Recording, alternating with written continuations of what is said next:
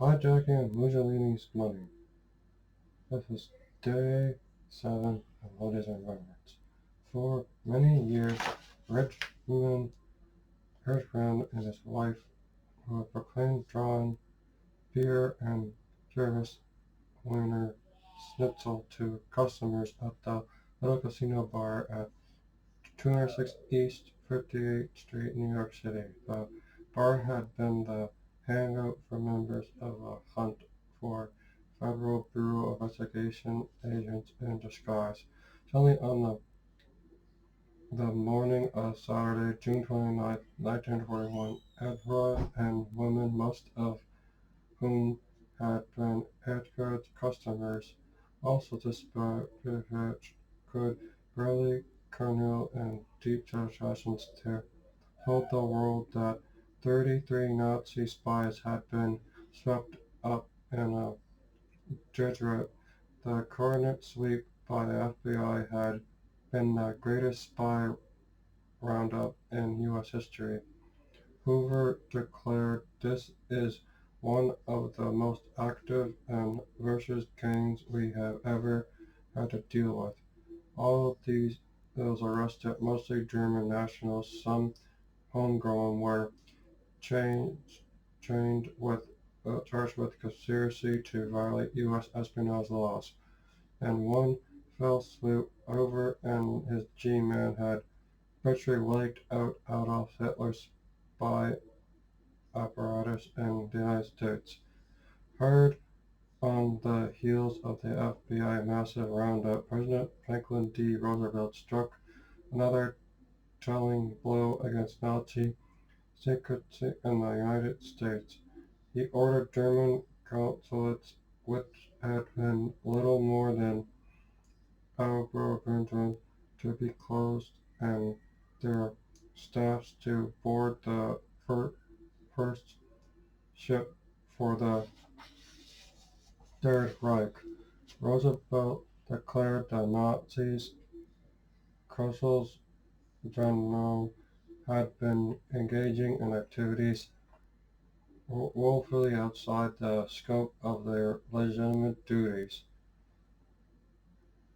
In Berlin, the FBI surveillance of the Nazi spy network, built up over many years, created an enormous flap.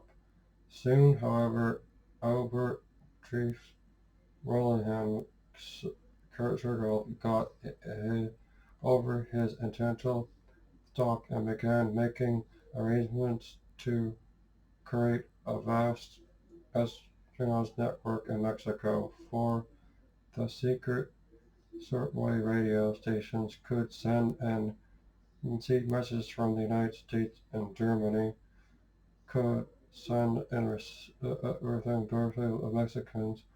Carlos was able to rapidly build a Nazi undercover operation kind on a major assault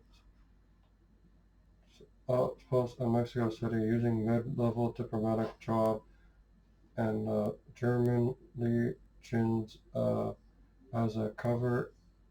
A young German, A. Herschfeld, fortress passport identity papers, roamed far and wide to smuggle thousands of tons of fuel out of Mexico on Italian and Japanese ships for the thirsty German war machine. Herschfeld and Virtue's wife gained a wide circle of influential friends by throwing lavish parties in their home in suburban Mexico City. These key contacts were most beneficial in helping Herschel to engage Singh in remote regions along the Gulf of Mexico and the Caribbean, at which long-range U-boats could refuel and rearm for attacks on U.S. shipping.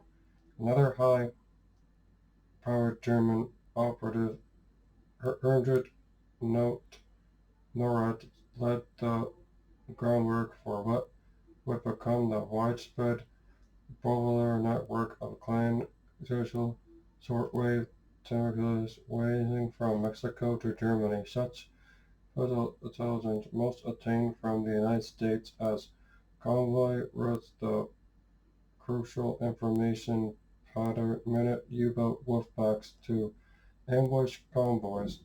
These crucial information permitted U-boat wolfpacks to ambush convoys, preventing over the formidable array of Nazi spies, saboteurs, and counters in Mexico was Colonel Friedrich Karl von Schoenberg, an amiable soldier but a novice in the cloak and dagger trade. He had been sent to the lavish Mexico City post because he was a relative of Franz von Papen, the German ambassador to Turkey, who goodwill Wilhelm Conservative Jagger soon ostracized him as a first-class beggar by his Keys agents, also because they knew their businesses and ignored their boss ideas. These outposts in Mexico City among the crucial the Emperor opened servers and such money to pay hundreds of agents in the United States and Central and South America. The entire Mexican base Rebels would go out of business because of bankruptcy. Berlin finally moved to help.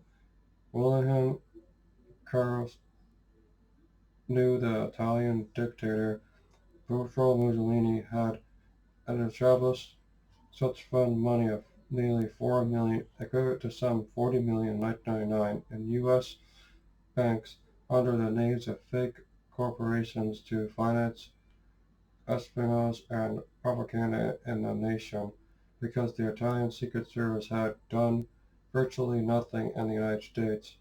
Churchill rushed to Rome and corrected Mussolini into leading the money to the Abril to fund covert operations in Mexico, a shame that was alleged had money to the asset in Mexico City. Two Italian cardinals amorously withdrew the funds and put the currency and secured diplomatic vouchers to the Italians would carry about 2.5 million to Rio de Janeiro. From there, it would be smuggled into Mexico. The remaining 1.5 million would be taken by train directly in Mexico City. Unbreakable to the three Italians, separate bank officials note the large lump sum that had been withdrawn. Reportedly, the episode to J. Edgar Hoover, the FBI chief, he was powerless to interfere legally because Italy and the United States had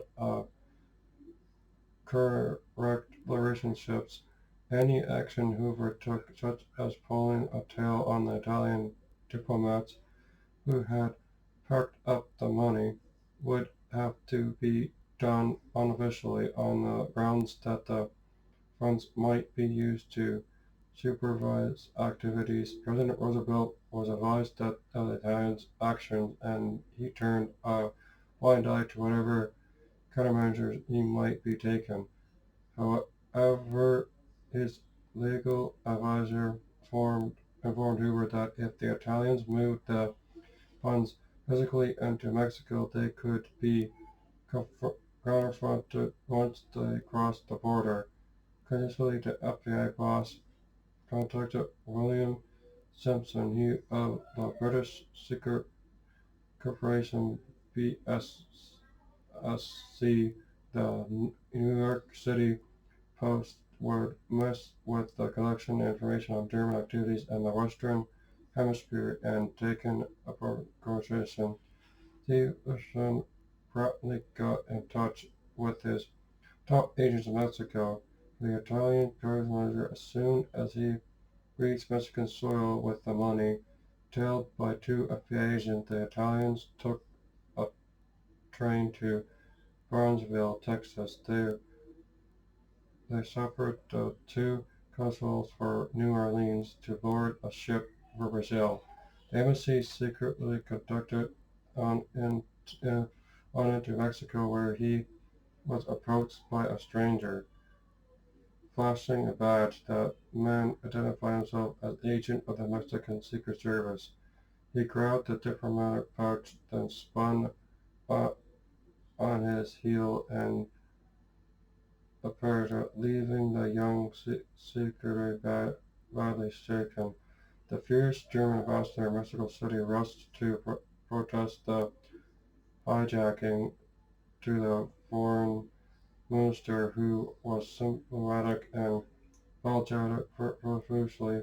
He explained that it had been the ineffectual act of an independent clerk who was trying to make a name for himself. The Mexican foreign minister assured the German that he would try to locate the money, but neither the Nazis or the Italians would ever see it again. Reportedly, Mexican officials placed the funds in a secret bank account under a fictitious name. One-third of the miscellaneous funds embarked for German espionage attacks the United States. Uh, this vanished. The Nazi network based in Mexico City soon collapsed. Meanwhile, Bill Simpson's operated in Rio de Janeiro. Drew flew from Brazilian Foreign Minister pledged that 2.5 million to two Italian consuls were getting into was given special protection. This is confiscated by Brazilian authorities. At the same time, PSC agents went to the port of Paramundo Reefia in Brazil, where the ship carrying the Italian consuls went to dock. The PSA men planned to sneak aboard the vessel, steal diplomatic pouch with the funds, race away. The scene soon result in a poor country where a police chief could be bought if a couple of $100. The Brazilian foreign minister pulled a double cross. He arranged to have the ship route altered so that it docked at Rio, not the Tornado. He armed squad met the vessel and escorted the two consuls and their money to the Italian embassy. Although 2.5 million had shipped through the fingers of the BSC, the money never reached Mexico City. Rather, it was sent to Rome. Hitler's dome seen in the stars. Louis de Role had been touring U.S. cities as the famous Hungarian author, and his growing audience had been convinced that he had supernatural powers. He had been building up the press throughout stories of his amazing burdens on the course of the war in Europe. A pudgy middle-aged man with a high forehead, D. Rote was actually a captain in the British Army, and he had been brought to the United States in August 1941 as the centerpiece of Asylum by British Security Coordination (BSC) to help diminish the widespread public viewpoint that Adolf Hitler was invincible. In New York, Duro was the propagator of events that were to happen in the European war, drew a large crowd of reporters. Actually, the BSC was informing the war information in advance so that his projections were validated. As criminal actor D. Roll told the New York journalist that Adolf Hitler horoscope showed the planet Neptune in a house of death, and the Fuhrer was involved. A month later, the Association Press passed a story around the world about the inaugural Convention on Overhaul on Ohio of the American Free Federation of Scientific Adjunct. Its headliner was the actual John Louis D. Ruff. The actors had the Hitler's days were numbered. The AP reported if he they had said anything else, it would have been the strange idea that the Federers would be a city being trial in the interview. Cleveland newspaper duo obtained out as well as many attire crooks. D. Will was concentrated in a Moses Metro Hotel. A concerned night of the week, a BSC agent snuck up the fire escape and handed D. Will his salary and untraceable dollars through a open bank window. As the any time that Estonin would have over any anti-Hitler information that D. Will could use in his widely read newspaper column, Stars Fell. Before its own column, the Breton had to turn accessing information textbooks to make certain he knew what he was talking about. The doomsday predictions about Adolf Hitler obtained from the BSC agent were to elevate. Meanwhile, British propaganda warfare experts were gaining publicities that would inform Little to Cleveland a few days after the phony Cleveland phony Israel Cairo, Egypt. Days after the phony Cleveland story, also the story of Suska Yusuf Gaddafi. 4 months hence, a red planet will appear in the east sky. A dangerous and blood will die. PSC saw this as a prediction, gained global circulation. A Nigerian priest eventually saw a vision, a group of three men on a rock, one with black hair, Hitler, one fat little Bertha Goering, and third, monkey-faced and lime Gilgad. Newspapers, readers everywhere have read that the Nazi bigwigs, the priest predicted a sudden blitz from the rock of one of the black hair. Soon the stories began around the world. In Malaya, in Sweden, in China, in Spain, and Hong Kong, BSC milked the phony flow for all it was worth. Admiral Diderot, Vice President Wallace. War clouds were drifting from Europe across the Atlantic Ocean towards the United States.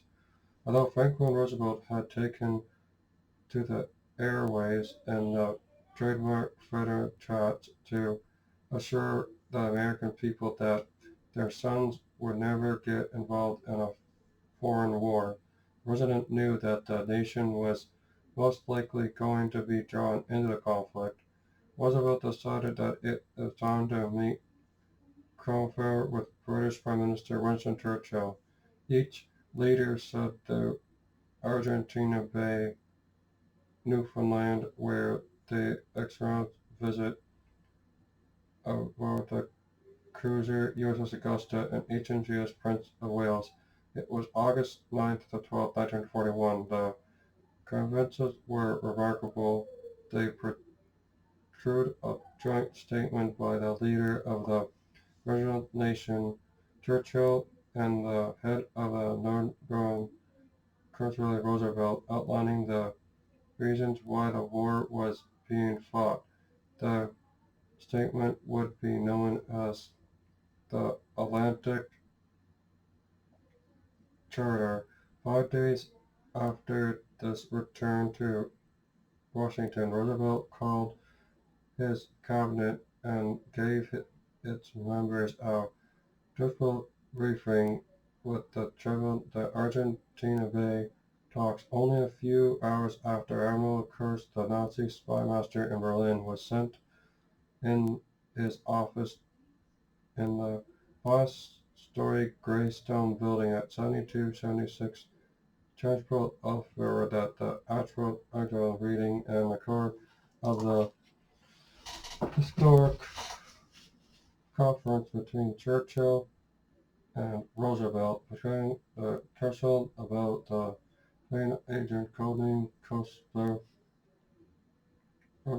card Dickman in a letter to Churchill stolen telegram. The military assured that the German embassy in Switzerland stressed information, top secret information was from the letter concerning telegram. The military assured in the German embassy in Switzerland that the information was about but Vice President Henry A. Wallace, a Burgenland with a 52-year-old career diplomat who had met many of the sisters of Henry Wallace, was Bergen and by assigned to Washington in the 1920s. The couple were married the next year in Paris. Bergen had established those close family bonds of Wallace long before the Swiss second assignment in Washington in 1940. Because of the geopolitical proximity, Wallace and his brother-in-law met in person often and talked on the telephone almost daily. A native of Iowa, he had once been talked on the telephone almost daily. Wallace, the vice president, trusted Swiss brother-in-law by direct about presenting secret information. Wallace had confirmed in him almost daily for intelligence from the Calgary headquarters of Berlin. No doubt in the check of a copy of a telegram sent by Berlin Days, the Japanese sneak attack on Pearl Harbor, Hawaii that threads the United States into a global conflict. Berlin telegram distilled and detailed to conflict President Roosevelt and had it in his office early afternoon of December 7, 1941, a few hours after much of the U.S. Pacific Fleet had become a twisted, smoky mess. The first session with the cabinet, the other held brief negotiation leaders of a vote telegram discussing, yet told the warrants of the United States had suffered an almost mortal blow at Pearl Harbor, being president of the crucial division of the loss of American lives. This had been only one person than the Roosevelt who had been president with both White House meetings, Vice President Ross, the Nazis' most unlikely secret agent. Darkness had gathered on over the German uh, occupied Athens, Greece on October 10, 1941, as the sleek Mercedes sedan carrying two passengers in the back seat towards the Municipal Airport. One of the men was Hans Mueller, a World officer at the Volkswagen Ernest Ike Verden Pike Fund. He received several decorations for valor as a German army officer in World War One, and was later became a personal hard worker dealer in Berlin as the Athens airport. Ferdinand boarded a black German transport plane, which took off a set for passenger outside Haifa, one of the chief ports of Haifa, later Palestine. Soon the foreman bailed out of the aircraft and floated towards the ground in Remberce's territory. He was the Nazis' most unlikely secret agent of the war.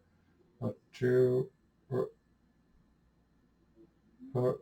for the Odyssey, the murky words of Evan again a few weeks earlier with Field Marshal Erwin Rommel vanished the awful corpse with with a few earlier with Field Marshal Roman Hill of course Germans drove to reach Egypt and Berlin. Admiral William Connors, the first choice of the strength of British reinforcements for the Middle East for a counterfeit against Romeo.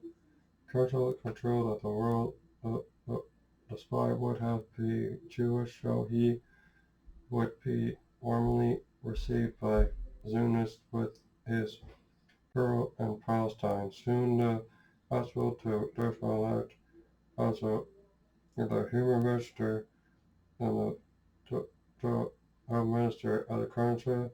He never accorded to Jews in Germany. Soon the battle with the Franklin demand for espionage job and the he knew his great energy. He spoke several languages fluently, including Hebrew.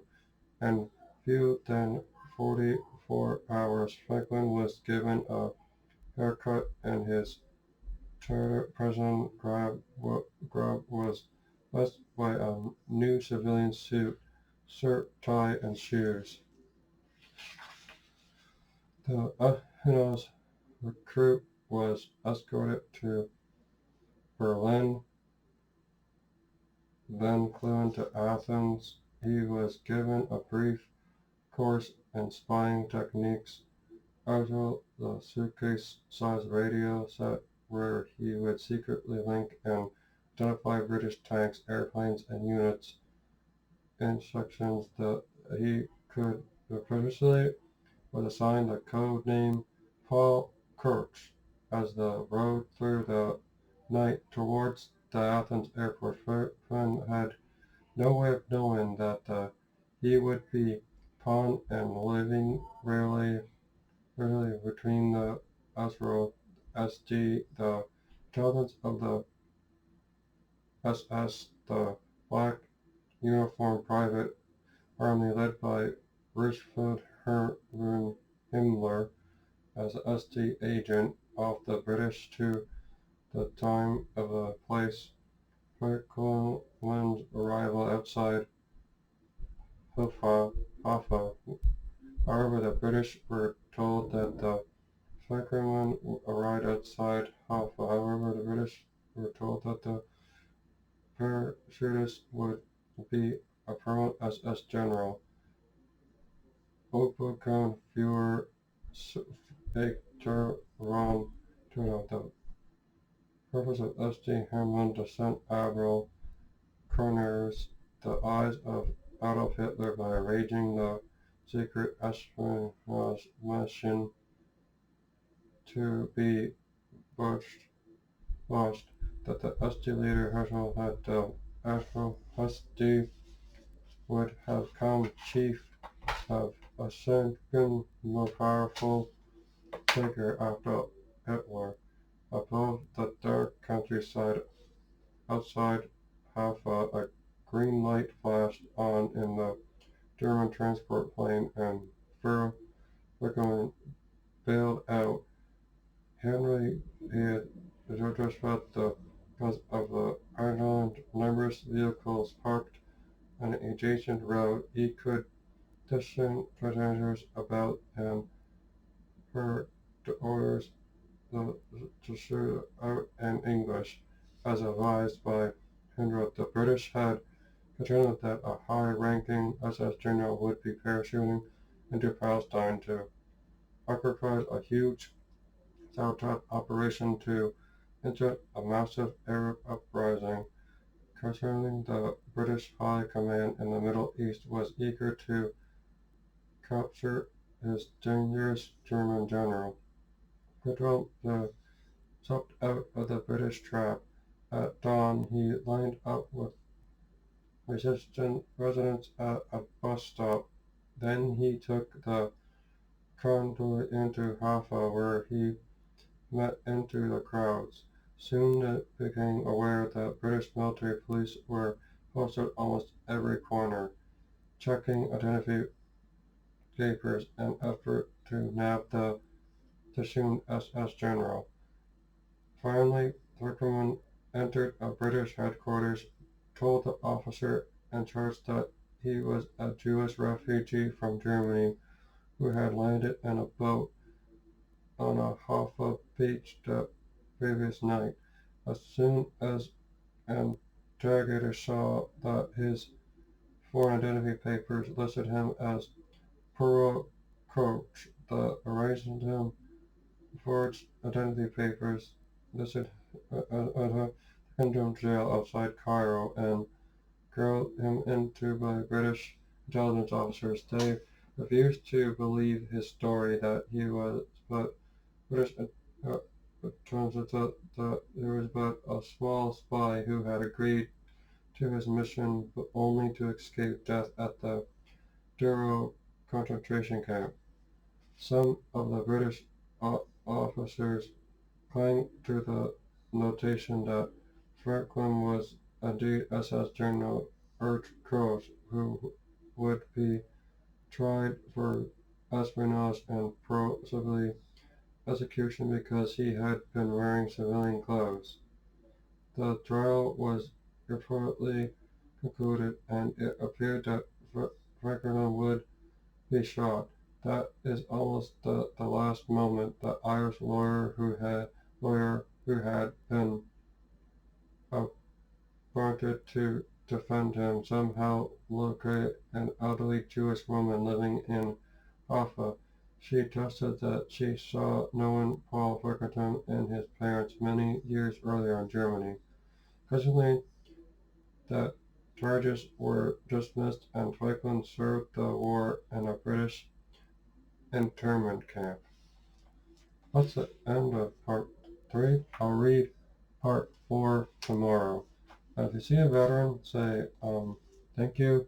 And if you want to join, maybe they don't have a friend and maybe they want a new friend and you become their friend. I'll say thank you for the veterans so I can read this book and make YouTube videos.